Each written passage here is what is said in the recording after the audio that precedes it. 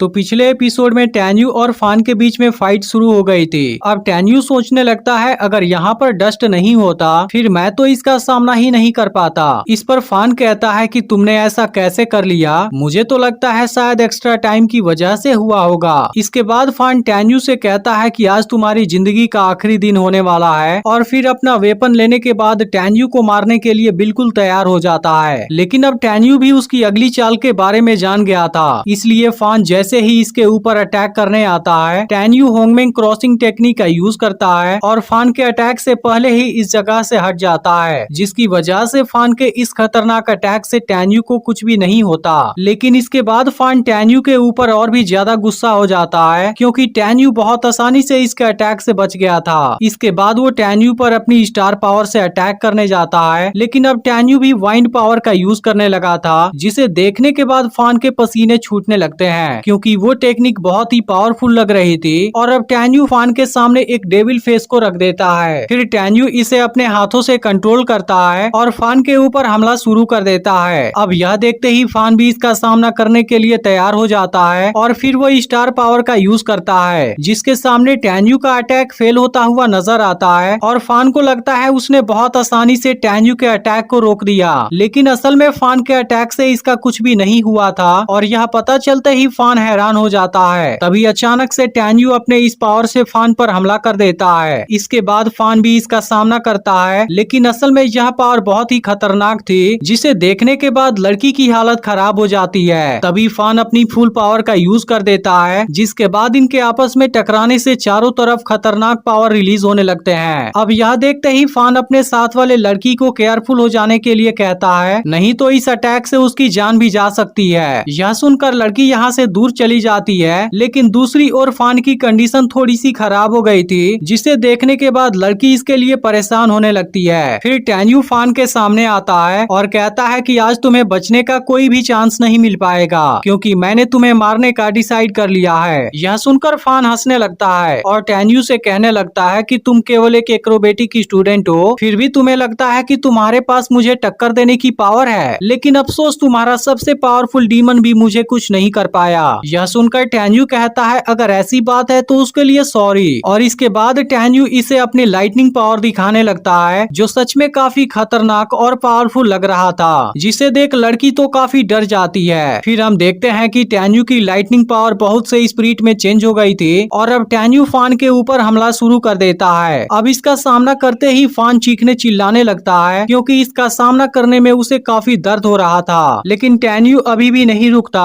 और वो फान के ऊपर हमला करना जारी रखता है। अब इस बात से फान को पता चल गया था टैन्यू कोई वेस्ट फीटल सोल नहीं हो सकता क्योंकि इतने स्पिरिट फोर्स को एक साथ कंट्रोल कर पाना कोई सिंपल बात नहीं थी। इसके बाद फान इस खतरनाक स्पिरिट फोर्स को रोकने के लिए अपनी पूरी कोशिश करने लगता है, लेकिन अब टैन्यू ने फोर्स को और ज्यादा बढ़ा दिया था, जिसकी वजह से फान की शील्ड टूट जाती है और वो सीधे जमीन के तरफ जाने लगता है, लेकिन स्पिरिट फोर्स यहाँ भी उसे जख्मी कर देते हैं। इसके बाद टैन्यू फान के इस कंडीशन का मजा लेने लगता है, जबकि फान बुरी तरह से तड़पने लगा था और वो अपने साथ वाले लड़की से मेडिसिन मांगने लगता है, लेकिन लड़की के अंदर ऐसी कोई काबिलियत नहीं थी, इसलिए वो बोल देती है कि मैं तुम्हें नहीं बचा पाऊंगी। जिसके बाद टैन्यू फिर से स्पिरिट फोर्स को कंट्रोल करने लगता है और फान को यहीं पर मार देता है, जिसके बाद उसका नामो निशान भी नहीं बच पाता। अब यह देखते ही लड़की टैन्यू के पास आ जाती है और कहने लगती है कि प्लीज मुझे मत मारना। इसके अलावा वो उस बात के लिए भी माफी मांगने लगती है जब इसने पिछली बार इस पर धोखे से हमला किया था। फिर वो कहती है कि अगर तुम मुझे नहीं मारोगे मैं तुम्हारी हर बात मानूंगी। इसके बाद वो टैन्यू को अपने खूबसूरती के जाल में फंसाना चाहती है और टैन्यू से कहने लगती है कि मैं बहुत अच्छे से तुम्हारा ख्याल रखूंगी, लेकिन टैन्यू जानता था कि लड़की इस बार भी जरूर कुछ करेगी। तभी लड़की धोखे से इसे खंजर मारने जाती है, लेकिन अब टैन्यू भी इसकी गर्दन पकड़कर लटका देता है और इसके पास वाले खंजर को भी ले लेता है, जिसके बाद लड़की की सारी चालबाजी बंद हो जाती है। इसके बाद टैन्यू कहता है कि मैं तुम्हें लड़की समझकर छोड़ने वाला था, लेकिन तुम तो उसके लायक ही नहीं हो क्योंकि आज तुमने फिर से मुझे फंसाने की कोशिश की और इस बार भी मुझे मारना चाहती थी।